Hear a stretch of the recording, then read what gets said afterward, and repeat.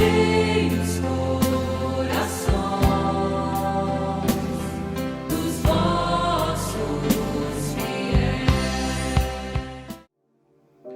Caríssimos irmãos e irmãs, reunimos mais um dia para a nossa novena de Pentecostes, pedindo a luz e a graça desse Espírito. Sexto dia da nossa novena, quarta-feira da 7ª semana da Páscoa. A liturgia de hoje nos faz um convite. Na primeira leitura, tirada de Atos dos Apóstolos, capítulo 20, de 28 a 38, Paulo, no segundo discurso em Mileto, aos anciãos de Éfeso, faz um discurso de despedida. Paulo caminha para Jerusalém, para Roma, como preso, e não sabe muito o que lhe espera, e Deus o pede perseverança, e Paulo então reúne os anciãos de Éfeso e faz esse discurso de despedida. Esse discurso de quem sabe que foi a missão cumprida. E Paulo começa dizendo o seguinte no versículo 28. Aos anciãos da igreja de Éfeso: cuidai de vós mesmos e de todo o rebanho sobre qual o Espírito Santo vos colocou como guardas para pastorear a igreja de Deus, que ele adquiriu com o sangue do seu próprio Filho. Então, Paulo inicia com uma verdade importante. É preciso que se assuma com responsabilidade a missão que o Senhor concedeu. Se a missão é pastorear seu rebanho, foi entregue pelo Senhor, é preciso que assuma esse serviço com decisão. É preciso, meus irmãos e irmãs, que assumamos a vocação que o Senhor nos concedeu com toda dedicação e com todo o empenho. Não podemos brincar com este dom e com essa graça que o Senhor nos concedeu. Se pedimos ao Espírito que nos ilumine para sermos um bom pai, uma boa mãe, um bom esposo, uma boa esposa, um bom padre, um bom ministro, um bom catequista, é preciso valorizarmos essa graça. O Senhor ouve as nossas preces e Ele vem ao nosso encontro.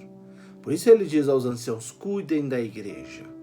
Cuidem dessa igreja que lhes foi confiada com todo zelo e com todo carinho, porque tem muita gente que vai tentar assaltar, que vai tentar roubar, que vai vir até o rebanho. Então a imagem do pastoreio que Jesus apresenta é a mesma imagem que Paulo vai nos apresentar. E é interessante que ele nos dá uma outra exortação.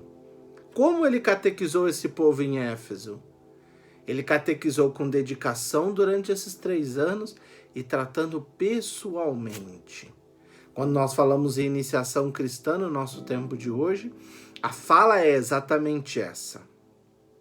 Para conhecer o Cristo, é preciso sim um processo de descoberta, e esse processo de descoberta e de aprofundamento no Cristo deve ser feito por homens e mulheres que já conhecem esse Cristo e conduzem outros ao encontro dele. Nós precisamos estar atentos. O Senhor nos chama, o Senhor nos vocaciona, o Senhor concede-nos o seu Espírito, mas que nós possamos dar a resposta, como homens e mulheres atentos, que possamos dar uma resposta de fé, uma resposta de confiança. E como um pai que cuida e protege os seus filhos, Paulo também reza por cada um deles. Agora bem sabeis, versículo 32, entrego-vos a Deus e a mensagem de sua graça, que tem poder para edificar e dar a herança a todos os que foram santificados.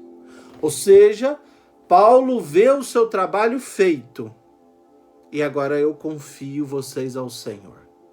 Que o Senhor possa guardá-los, que o Senhor possa protegê-los, que o Senhor possa conduzi-los, que o Senhor possa mostrar-lhes a direção correta. Por isso ele entrega a graça de Deus e entrega nas mãos do Senhor. Claro, meus irmãos e irmãs, fomos chamados por Deus. Ele começa dizendo isso. Foi o Espírito de Deus que suscitou em nós esse chamado. A obra é de Deus. Paulo não assume a obra para si, não foi ele quem fez. Ele sim trabalhou com empenho e dedicação. Precisamos ter consciência, nós não trabalhamos para a nossa própria obra, nós trabalhamos para a obra do Senhor.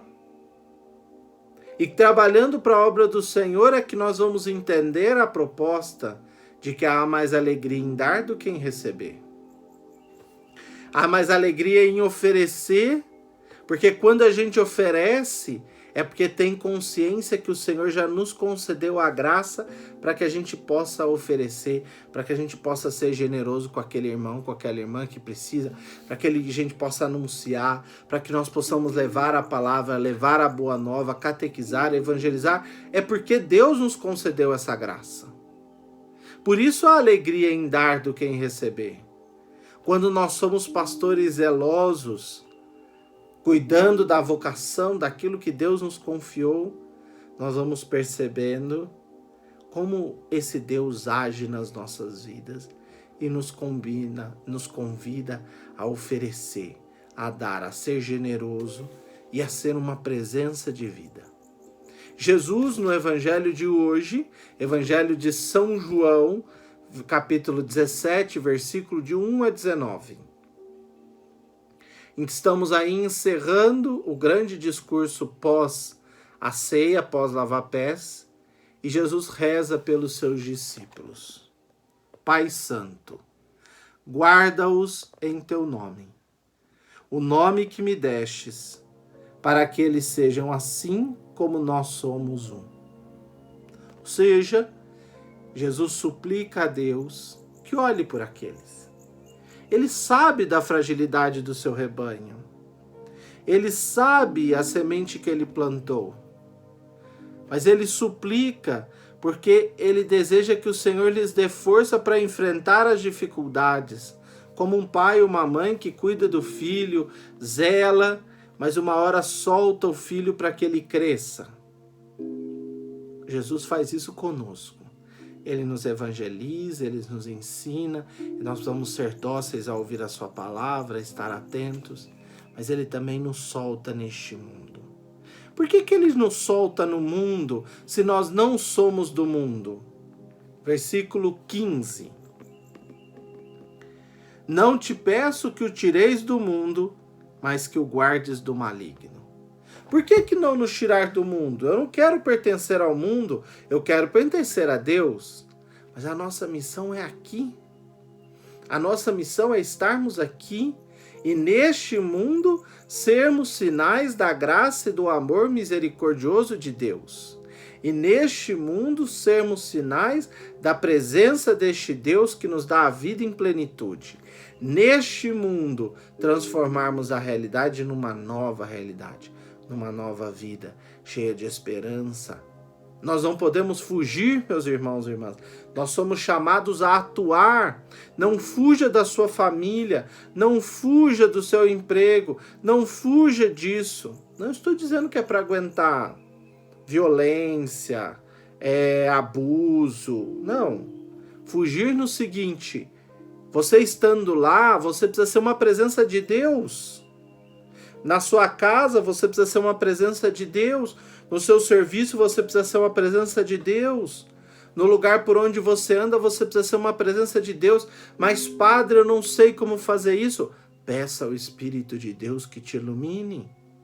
Olha o que diz Jesus no versículo 17. Consagra-os na verdade. A tua palavra é a verdade. Como tu me enviastes ao mundo, assim também eu os enviei ao mundo. Nós precisamos pedir ao Senhor, dá-nos essa palavra da verdade, não para fazermos sábios e arrogantes, mas termos a palavra certa, na hora certa, do jeito certo e para a pessoa certa, como diz o sábio Padre Zezinho na sua canção. Nós não podemos fugir da missão.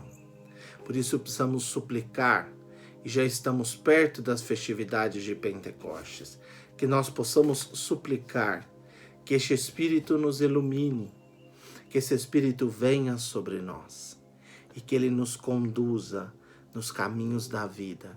Primeiro, nos faça dóceis a acolher a graça de Deus, a acolher a verdade de Deus, a acolher a palavra de Deus.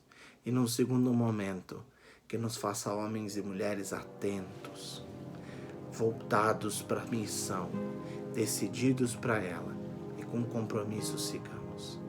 Vinde, Santo Espírito, vinde encher o coração dos fiéis com a sua graça e com seu amor. Tudo isso pedimos pela intercessão do Imaculado Coração de Maria. Que a Virgem Santíssima, que junto aos apóstolos ensinou a serem dóceis à graça desse Espírito, nos ensine e nos mostre o caminho a acolher o Senhor. Fique com Deus, meus irmãos, e vamos suplicando a Deus. Vinde, Santo Espírito, vinde nos iluminar.